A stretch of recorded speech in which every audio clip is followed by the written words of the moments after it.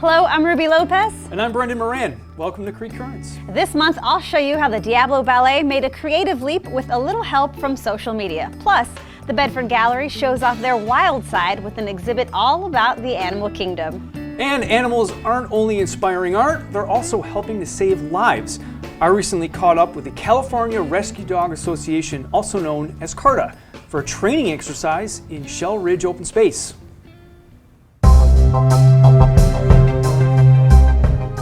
Hey, I'm Brendan Moran. Today I am in Shell Ridge where there is a multi-agency rescue operation underway.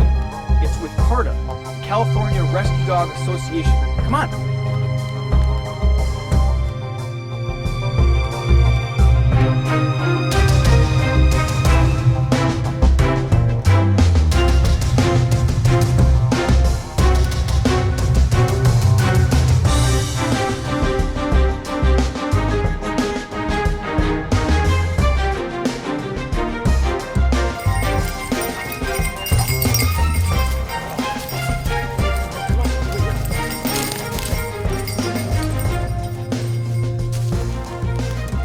I'm here with Catherine Stewart. She's with CARDA. She's kind of running this operation today.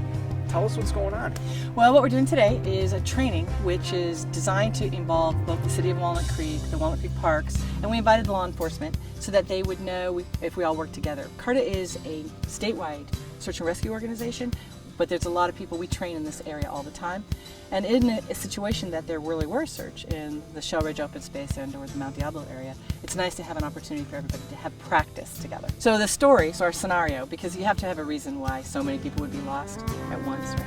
So we have an airplane crash, which apparently did happen in Shell Ridge a number of years ago. Really? They actually did have that. Nancy Dollard, who's the chief ranger here, said, well, it's funny you mentioned that because we actually had to deal with this.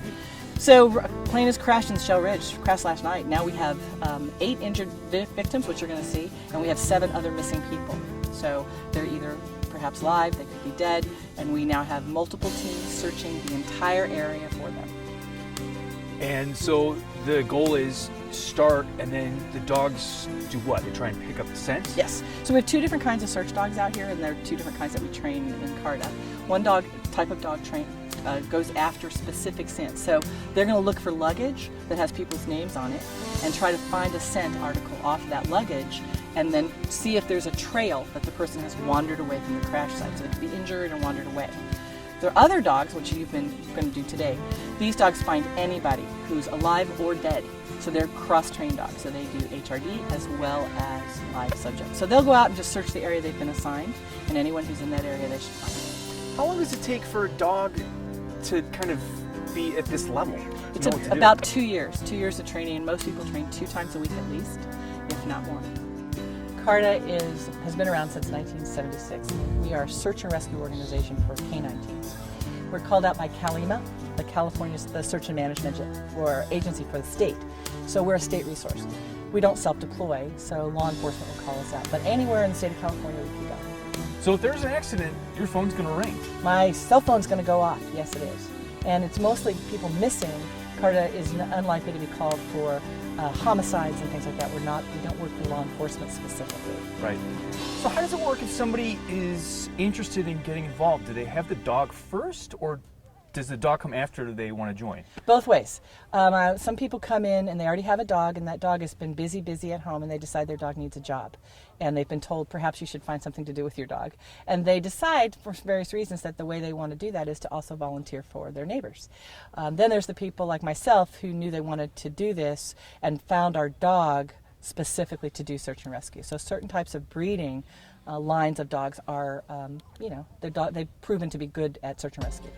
So there's a lot of people out there that need to be found, Catherine, right? What are we doing here talking to each other? Let's get going. Okay, time to search. Let's this way. Yes. Search and rescue is good for you.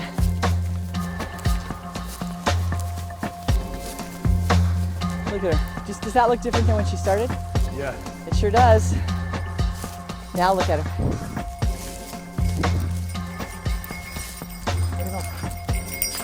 Where's my guy? So what she does when she finds somebody is she bites the brinzel Really? that's hanging off of him. That's She her found alert. somebody. She found somebody. Okay. And you saw the difference in her body. Yeah, And no, she's gonna do it she's going again. crazy, bro. She's like, come this way, let's go. Hi there, I'm with CARDA Search and Rescue. Are you okay? I'm okay. Thank you so much. All right, I'm here with Andrew Radiaver. He's with Search and Rescue. He's kind of running the crash site here. Can you tell me what's going on? Yeah, we have a simulation of a plane down here, and this particular challenge simulates multiple injuries. So we've got a lot of role players here with makeup moulage on, if you will, simulating injuries. We're going to bring our rescuers in and challenge them to deal with the different injuries and the response. What's the challenges? They got to kind of decide what to do first? Yeah, there's an initial size up. They have to make sure that they're safe, and then to deal with the needs of all the victims. And what we try to do is try to divide their attention. So some of the victims will be moaning and screaming, other ones will be walking away, other ones will be completely silent. So they will essentially be overloaded and forced to make decisions as to who gets treatment first, and essentially a triage, who gets evac'd first, and where the medical response goes from there. I'm here with Mark. He is a volunteer, and this is Capo. Capo. Her day's done now, right? That's right. We just finished working a trail. It's about 3 miles long. We started just by where the simulated aircraft crash was, and we worked about 3 miles down to the other side of the ridge here behind this mountain. So tell me about your day. What happened? Was she successful? She was very successful. This was an opportunity for us to train in what we consider a very complex environment, where there was a number of people at the crash site who had milled around for a very, very long time, and it was in a bowl. If you can think of a bowl, it holds all the scent, and it collects there. So to find the right path out becomes very, very challenging. So we spent probably 20-30 minutes just circling the area, figuring out which way the subject had exited. Once we got on the exit footsteps, we did very, very well at that point in time. So tell me, how does Capo kind of go about her business? She knows that she's supposed to pick up a scent from a person, is that right? Right. There's two main kinds of search and rescue dogs. They're both detection dogs. One is an air scent dog, and they're a generalist. They're going to look for any person in the given area that they're looking for. Then the trailing dogs are called scent specific. They're trained to follow a single person's scent. So in this parking lot with 20 or 30 people, I could give her the scent of you, Brendan, and she would identify that you were the right person that she's looking for. And we always start with, when we start our exercise, we start with a scent article that is something that we have collected from the missing person. In this case, because it was a simulated aircraft crash, we went to that person's luggage and took something out of their luggage, which was an old sock, and then we used this to give her the initial target odor. And once she was imprinted on that target odor, then she's going to be locked on to that, and she'll ignore everything else and just follow that one person. And that's what she did today. That's what she did today. That's really something. And then along the way, hiding in the thick grass was this. This is another sock that belonged to the missing person. This is called an article, right? And it had a little clue indicator on it. So she had to deviate off of the footsteps and find this article. She did a brilliant job. So you're proud of her? I'm really, really proud of her. We just became mission ready about 3 weeks ago. And she's 2.5, and it took us 2 years of training to get to this point.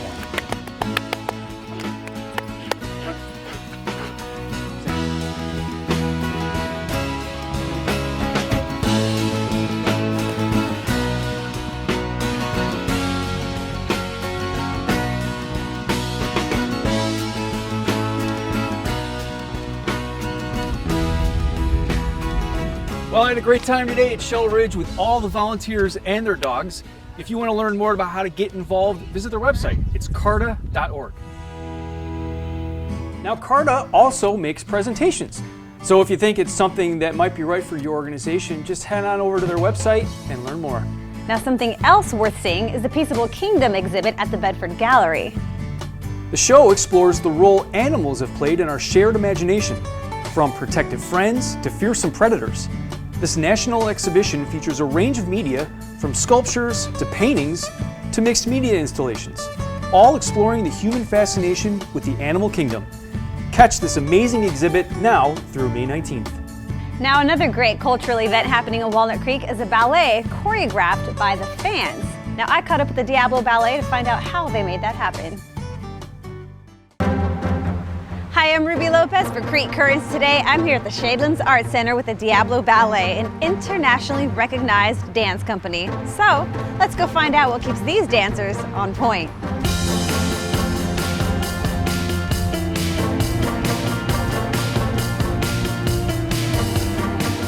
I'm here with Lauren Jonas, and you are the artistic director for the Diablo Ballet, Yes, right? I am. Well, thank you so much for joining us. Thank you for having me. Now, I know that the Diablo Ballet has performed all over the world, but your home base is here in Walnut Creek, right? Yes, we perform nationally and internationally, but our home base is in Walnut Creek. We are here at the Shadelands Art Center. What is it like performing here? We love it. We started this series called Inside the Dancer Studio in 2010, and it was to develop a series where the audience could be within feet of the dancers, and we create more of an accessible and intimate experience, and the audience gets to ask the dancers questions as part of the performance, and it's followed up with a reception to speak with everybody, and it's been wonderful to get to know who our audience is and actually get to converse with them. Tell us about some of the dancers. They're wonderful. I mean, my whole mission from the beginning has been to create an environment where it's small, the dance, we don't have a large ballet company, but the audience really gets to know who the dancers are, and they come with incredible experience. So all of our dancers have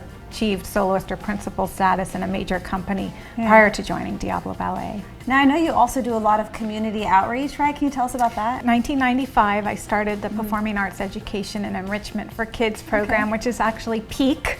And we see 2 Adopt-A classes through the entire school year, twice monthly. We have one in Oakland, and we have one that we've been working with for 18 years in Martinez. And we also have a Dance in the Schools program and a free theater program. So it's quite extensive, and we're very proud of it. We've received 2 special awards from Congress, and we're one of the few dance companies that are selected to receive grant funds from the California Arts Council. Wow, that's pretty amazing. What else do you see in the future for the Diablo Ballet? In November, we launch our 20th season. Wow. And we're so excited, and we have a really large celebration March 6th of 2014 at the Lesher, because that's where our first performance was. And we're having a big evening with a big celebration. It will be a film retrospective of the last 20 years, plus performance and alumni returning. The 20th anniversary isn't just a celebration of what's been, but also looking forward and what's to come. We really feel truly a part of the community, and what's coming forward is just continuing the good work that we're doing.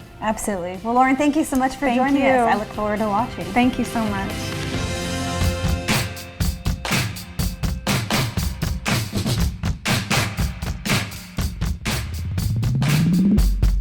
I'm here with Robert Deckers now. You are a dancer with the Diablo Ballet, but you're also a choreographer, right? Correct. And you also recently choreographed a web ballet.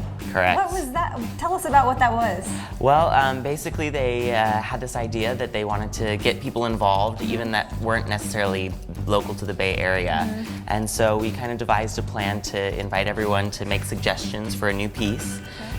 We used Twitter and Facebook to receive the suggestions, and after about a month and a half of submissions, we closed it, and I had a weekend to choose 7 ideas, and I made a new ballet based on these ideas. So That's exciting. So what was that like? one of the winning suggestions was to create a piece based on the dodo bird, who is flightless and becomes extinct.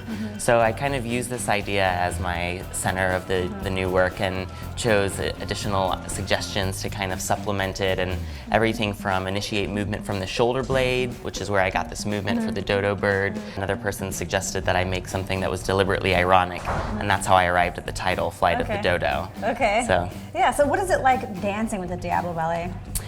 It's really wonderful. You know, at Diablo Ballet, we do such a wide range of work. As a dancer, that's very fulfilling to have the opportunity to do both kinds of work, you know, classical and contemporary. So. Yeah. Well, as a dancer and a choreographer, what do you see artistically in the future for the Diablo Ballet? You know, I really hope that the company continues its mission to get involved with people on a deeper level, and I think the web ballet was a great great opportunity for us to connect with a totally new set of people, and in today's society it's really important for people to be connected to what they see artistically. Absolutely. Well, Robert, thank you so much for joining us. Yeah, thanks so much for having you. me. I had a great time here learning all about the Diablo Ballet. Now, if you would like some more information about the company and their upcoming performances, you can always visit them online at diabloballet.org.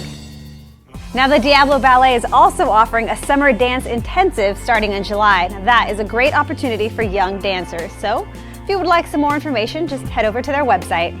And be sure to join us next month on Creek Currents.